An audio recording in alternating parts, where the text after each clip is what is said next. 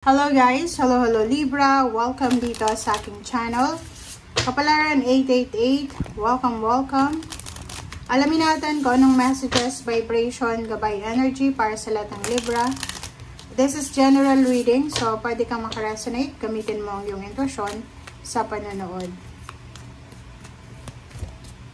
Okay. First card natin, Libra, is Larimar.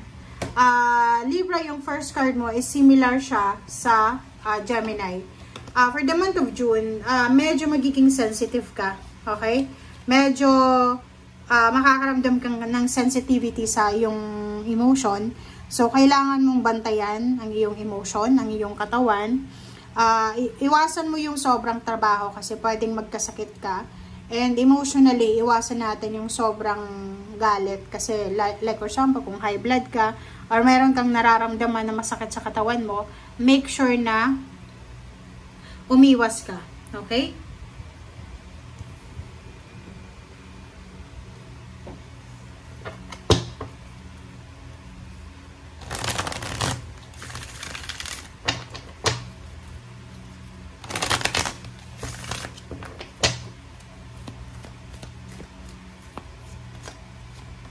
Okay, number 14, patience.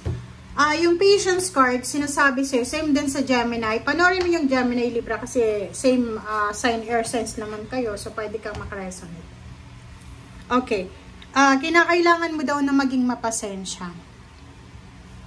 So, ibig sabihin yan, mayroong sitwasyon, mayroong pagkakataon ngayong buwan ng June, na pwedeng maging, kumbaga, test sa, mag-trigger sa yung emotion, pwedeng mag-trigger sa yung financial, or especially sa yung pakiramdam. Pwedeng magalit ka, or pwedeng mainis ka, or pwedeng mamroblema ka. Pwedeng mamroblema ka sa pera, or maybe mamroblema ka sa, hindi ko alam kung ano yung poproblemahin mo, kasi magiging emotionally sensitive ka. Pwedeng sa pamilya, or sa kung kanino man na involved sa'yo. Okay. First two cards natin is King of Swords and Magician. King of Swords and Magician, sinasabi ng baraha sa'yo dito na yung direction mo is, yung gusto mong mangyari sa buhay mo, Libra, is maging, kumbaga, financially and emotionally, maging magbago, 'di ba? Kasi itong Magician na to, this is the card na nagsasabi na ang lahat ng nangyayari sa buhay ng tao may dahilan. May, kumaga, everything happens for a reason. But ikaw, sinasabi mo sa sarili mo na yung plano mo, yung journey na tinatahak mo, hindi ka yung tulad ng Magician na maghihintay ka lang kasi everything happens for a reason. Ikaw mismo yung gagawa ng rason. Yun yung rason kung bakit ka mapapagod, kung bakit ka may stress, kasi masyado mong kinokontrol yung sitwasyon. Yun ang kailangan mong iwasan. Iwasan nating kontrolin ang sitwasyon. Iwasan mong kontrolin ang sitwasyon. Okay?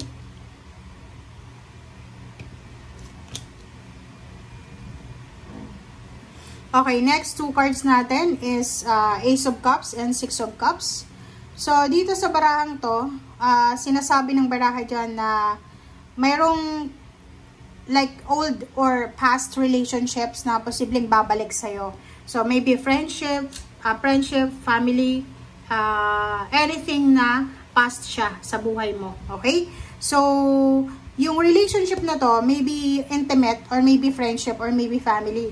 So, pwedeng may mga kapamilya kang kaaway, or maybe may pamilya kang kailangan ng pagbabago, na posibleng mangyari na. Okay? Like ito, yung dati mong kaibigan, nag-away kayo, pwedeng magkaroon na kayo ng time para makapag-usap. Next naman is Six of Cups. Sinasabi ng baraha sa'yo dito na yung Six of Cups dito is all about your past. Okay? Yung past mo, sinasabi dyan sa'yo na gusto mong balikan. Okay? Pwedeng naghihintay ka pa. You're waiting for your past, or you're waiting for your old or past relationship, or past na boss or employer or company na tawagan ka ulit, parang gano'n. Nahirapan ako dun na. Bakit gano'n? Okay, dito naman, sinasabi ng baraha sa'yo na huwag mong i-give up ang iyong financial dreams. It's because of relationship. Kasi meron sa inyo, Libra, na dahil sa relationship, pwedeng makalimutan nyo yung goals nyo financially. 'Di ba? Marami kayong plano, but pwedeng makalimutan. Dito sinasabi ng baraha na isang exciting na balita or anything na exciting na pwedeng magbigay sa'yo ng confidence ang darating sa'yo. It's either money news, or maybe a relationship. Yun nga, pwedeng may manligaw sa'yo, or pwedeng may mag-extend ng regards or pangungumusta, congratulations, or anything. Ito naman, ang Knight of Wands, sinasabi ng Knight of Wands dito, na isang exciting na encounter with someone na maybe unexpected siya. Pwedeng bagong tao to, bagong tao. New person siya, na pwedeng maging, kumbaga, partner kayo sa business or maybe partner sa intimate. Okay? Yung Nine of Pentacles dito, Libra, hindi lang naman ikaw yung nagwe-wish niyan. Kasama yung buong pamilya mo. So, kasama yung buong pamilya, nagwe-wish kayo ng financial success, nagwe-wish kayo ng financial new beginnings, parang ganun. And, yung iba sa inyo dyan, nawawala na ng pag-asa.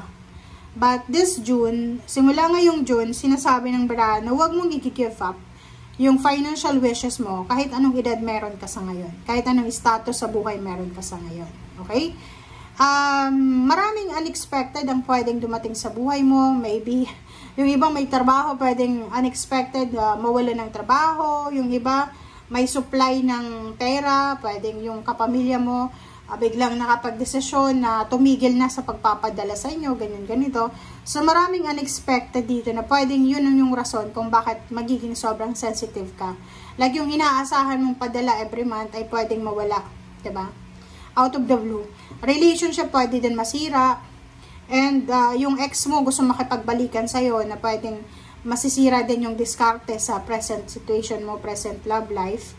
And yun na nga, excitement. So, tungkol sa pera, if you're excited sa perang darating sa'yo, sinasabi ng baraha na be patient, guys. Kasi parating siya, but maybe matatagalan pa. So, kailangan natin ng sobrang pasensya ngayong buwan ng June. Huwag tayong magmamadali. Okay? Just kalma lang tayo. Okay? So, thank you guys for watching. Ito ay para sa lahat ng mga Libra. Ay, nakalimutan ko pala.